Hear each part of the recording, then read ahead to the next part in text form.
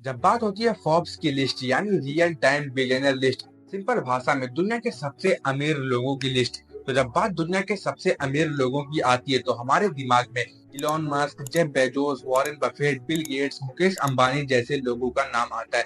पर यहाँ पर सोचने वाली बात यह है कि इस लिस्ट में किसी प्रिंस या शेख का नाम क्यों नहीं इंक्लूड किया जाता। For example Saudi Arab, Kuwait, UAE, Qatar वगैरह। इन देशों के जो प्रिंस या शेख होते हैं उनको इस लिस्ट में शामिल क्यों नहीं किया जाता, जबकि उनके पास पैसों की कोई कमी नहीं है। आप इनकी अमीरी का अंदाजा ऐसे लगा सकते हैं कि इन लोगों ने सुपर कार खरीदी, लाइक लैम्बोर्गिनी, बुगाटी वगैरह, 50 करोड़ की, 60 करोड़ की, 100 करोड़ की। लेकिन ये तो हो गई नॉर्मल कार की प्राइस। इसके बाद ये लोग इन कार्स को सोने से मॉडिफाई करवाते हैं, पूरी कार्स में डायमंड लगवा देते हैं, जिससे इन कार्स की वैल्यू हजारों करोड़ों में हो जाती है। इस वीडियो में मैं आपको 3 पार्ट्स में बताने की कोशिश करूंगा। दुनिया के सबसे अमीर लोगों की लिस्ट बनाता कौन है और ये कैसे बनती है, इस लिस्ट के लिए सोर्स ऑफ इंफॉर्मेशन कहां से आती है, और आखिर क्यों इस लिस्ट में किसी शेख या प्रिंस को शामिल नहीं किया जाता। तो आइए समझने की कोशिश करते हैं आज की इस वीडियो में।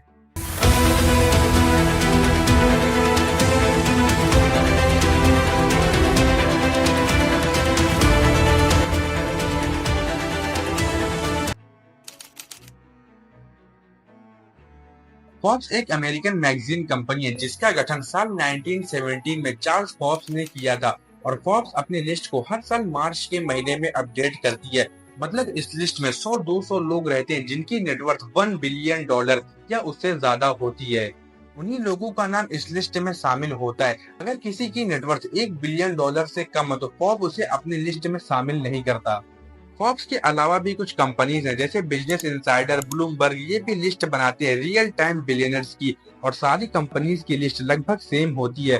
पर एट द एंड सब फोर्ब्स की लिस्ट को ही फॉलो करते हैं। अब सवाल आता है कि इस लिस्ट को बनाते कैसे हैं। हालांकि हर टाइम फोर्ब्स की लिस्ट एकदम करेक्ट नहीं होती। अभी कुछ साल पहले फोर्ब्स इंडिया ने इंडियन एक्ट्रेस कंगना रनावत की इनकम बताई कि ये इतना कमाती है, पर इसके बाद कंगना रनावत की बहन ने ट्वीट कर बताया कि ये गलत है। फोर्ब्स इंडिया को धमकी दी कि उनके कंपनी के ऊपर केस कर देंगी। और कुछ साल पहले फोर्ब्स की लिस्ट बनाने वाले एडिटर्स में से एक कैरी डोलन ने बताया कि ये लिस्ट तैयार कैसे होती है। उन्होंने बताया कि बहुत सी कंट्रीज में फोर्ब्स की एक टीम होती है जिसमें 50 से भी ज्यादा रिपोर्टर्स होते हैं। अब इन रिपोर्टर्स का काम होता है कि सारे सुटेबल कैंडिडेट्स पर नजर रखें। सोर्स ऑफ इंफॉर्मेशन को हम सबसे टफ काम बोल सकते हैं। अब ऐसा तो हो नहीं सकता कि फोर्ब्स का कोई रिपोर्टर जाके इलॉन मस्क से पूछे कि आपके पास कितना पैसा है, कितने शेयर्स हैं, कितनी कंपनीज है वगैरह वगैरह। तो इलॉन मस्क तो ये बताने से रहे। फिर जो फोर्ब्स के रिपोर्टर होते हैं वो कंपनीज के एम्प्लॉयज, मैनेजर के इंटरव्यू लेकर जानकारी इकट्ठा करता है। इस सोर्स ऑफ इंफॉर्मेशन में इस चीज का सबसे ज्यादा ध्यान रखा जाता है कि कौन सी डील फिक्स हो रही है, कौन सी कैंसिल हो रही है, real estate, public and private sector में कितना पैसा इन्वेस्ट हो रहा है, यहाँ तक कौन सी कार खरीदी जा रही है, कितने की खरीदी जा रही है, कौन प्लेन खरीद रहा है। मतलब हर उस चीज पर नजर रखी जाती है जिसमें पैसा इन्वॉल्व हो। कुछ बिजनेसमैन तो सामने से आकर फोर्ब्स के साथ कॉर्पोरेट करते हैं और अपनी सारी इंफॉर्मेशन फोर्ब्स के साथ शेयर करते हैं जो कि फोर्ब्स को चाहिए। Like mark Zuckerberg, net worth $177.4 billion, और ये फोर्ब्स की लिस्ट के हिसाब से दुनिया के चौथे सबसे अमीर आदमी है। और इनकी नेटवर्थ को कैलकुलेट करना भी आसान है क्योंकि इनका सारा पैसा इनकी कंपनी फेसबुक में इन्वेस्ट है, और फेसबुक की सारी इंफॉर्मेशन पब्लिक के लिए अवेलेबल है। वहीं एक तरफ कुछ ऐसे भी लोग हैं जो इंफॉर्मेशन देने से साफ साफ मना कर देते हैं, जैसे यूएस के एक्स प्रेसिडेंट डोनाल्ड ट्रंप। इनके पास भी बिलियन ऑफ डॉलर्स की नेटवर्थ है, पर इनका सारा पैसा प्राइवेट सेक्टर में इन्वेस्ट है। और बाई चांस अगर फोर्ब्स किसी प्राइवेट कंपनीज के पास जाकर इंफॉर्मेशन मांगती है तो प्राइवेट कंपनीज मना कर देती हैं। अब जो बात मैं आपको बताने जा रहा हूँ उसे बहुत ध्यान से समझिएगा। फोर्ब्स की लिस्ट में सिर्फ वही लोग शामिल हो सकते हैं जिसकी नेटवर्थ $1 बिलियन या उससे ज्यादा हो, और वो अपनी सारी इंफॉर्मेशन फोर्ब्स को दे दे। अगर किसी के पास $1 बिलियन हो और वो $1 बिलियन उसने खुद कमाए हो तो वो सेल्फ मेड बिलियनर कहलाया जाएगा। और जो लोग सेल्फ मेड बिलियनर होते हैं सिर्फ उन्हीं का नाम इस लिस्ट में होता है। मतलब आप इस लिस्ट में जिसे भी देखेंगे उसमें से 90% लोग सेल्फ मेड बिलियनर हैं।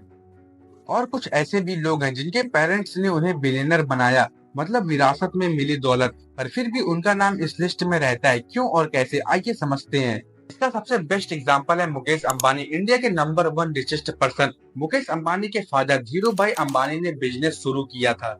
फिर बाद में मुकेश अंबानी को $1 बिलियन से ज्यादा पैसे मिल गए, लेकिन मिले तो विरासत में। फिर आखिर क्यों फोर्ब्स की लिस्ट में मुकेश अंबानी का नाम आता है? मान लें आप $4 बिलियन के मालिक हैं और आपके 2 बेटे हैं, और आपने अपना सारा पैसा 2 बराबर हिस्सों में बांट दिया, यानी एक बेटे को $2 बिलियन और दूसरे बेटे को भी $2 बिलियन। तो आप उस $2 बिलियन से फोर्ब्स की लिस्ट में शामिल नहीं हो सकते। पर अगर उसी $2 बिलियन से आपने $10 बिलियन बना लिया, तो आप फोर्ब्स की लिस्ट में शामिल हो सकते हैं। और यही सेम चीज मुकेश अंबानी के साथ भी हुई है। अब जो अरब कंट्रीज के शेख या प्रिंस होते हैं, उनका नाम इस लिस्ट में नहीं होता, क्योंकि इन शेख या प्रिंस की सैकड़ों मेंबर्स की फैमिली होती है और पैसा किसी एक के नाम नहीं होता। इन फैमिलीज का एक इंडिविजुअल हेड तो होता है, पर उन पैसों की हकदार पूरी फैमिली होती है। फॉर एग्जाम्पल, दुबई की रॉयल फैमिली में सैकड़ों मेंबर है और शेख मोहम्मद बिन राशिद अल मखदूम फैमिली के हेड हैं, और किसी को पता तक नहीं होता है कि इन रॉयल फैमिलीज के पास कितना पैसा है। अभी कुछ साल पहले फॉक्स ने प्रिंस अल वलीद बिन तलाल अल वलीद को लिस्ट में शामिल किया था विद $18.7 बिलियन, लेकिन प्रिंस अल वलीद ने बोला ये गलत है, मेरे पास इससे 10 गुना ज्यादा पैसा है। जिसे सुनकर फॉक्स भी शॉक हो गई और इस न्यूज से फॉक्स की इमेज खराब हुई थी। फिर फॉक्स ने ये डिसाइड किया कि ये किसी भी प्रिंस या शेख को इस लिस्ट में शामिल नहीं करेंगे, क्योंकि ये क्लियर ही नहीं हो पाता है कि इनके पास कितना पैसा है। आई होप आपको वीडियो काफी इंफॉर्मेटिव लगी हो। वीडियो अच्छी लगी हो तो वीडियो को एक लाइक करके कमेंट बॉक्स में अपना ओपिनियन जरूर बताएं, और आपको अगली वीडियो कौन से टॉपिक पर चाहिए ये भी कमेंट बॉक्स में बता सकते हैं। और अगर आप चैनल पर नए हैं तो चैनल को सब्सक्राइब कर लें। मिलते हैं जल्दी किसी नए वीडियो में किसी नए इंटरेस्टिंग टॉपिक के साथ।